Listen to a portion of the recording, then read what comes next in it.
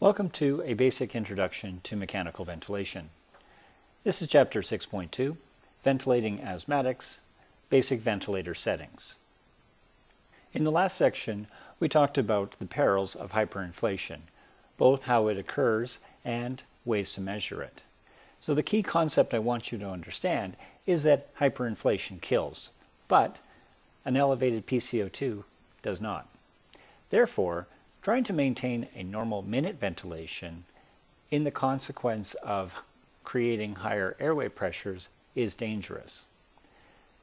The key factors that determine hyperinflation are tidal volume, respiratory rate, and the inspiratory flow rate. A higher minute ventilation is the most important determinant of hyperinflation, regardless of the combination of tidal volume and respiratory rate. Therefore, it's critical that you keep an eye on your minute ventilation, no matter what your combination of tidal volume and respiratory rate are.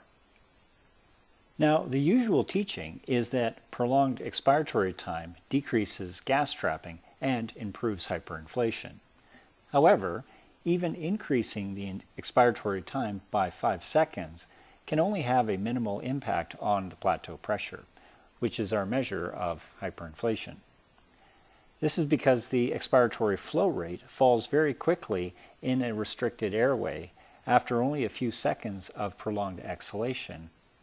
So by making the exhalation longer, you don't really provide much more than diminishing returns in terms of actual gas excreted. Therefore, a reasonable target ventilation is to focus on providing a tidal volume of 7 to 9 milliliters per kilogram and a respiratory rate of about 10 to 14 breaths per minute. Volume control is the mode of choice to ensure consistent delivery of tidal volume regardless of the airway pressures, as these can obviously significantly vary. As well, you will need to adjust your monitor's alarms to ensure that the higher airway pressures do not cause the ventilator to start cycling too quickly and losing your tidal volume delivery. There have been some who have argued that a flow rate of 100 liters per minute to shorten the inspiratory time and maximizing the expiratory time will help prevent hyperinflation. However, there does seem to be very little benefit to this, and usually providing a regular flow rate of 60 to 70 liters per minute will often do. Given that most asthmatics have a higher intrinsic PEEP, the use of applied PEEP is really of no added value.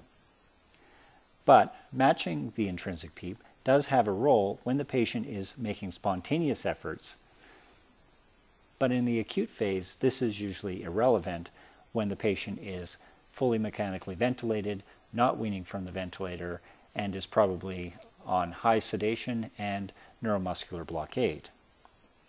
But if you choose to increase the PEEP above a baseline, watch your plateau pressures very closely to ensure that they are not increasing as well.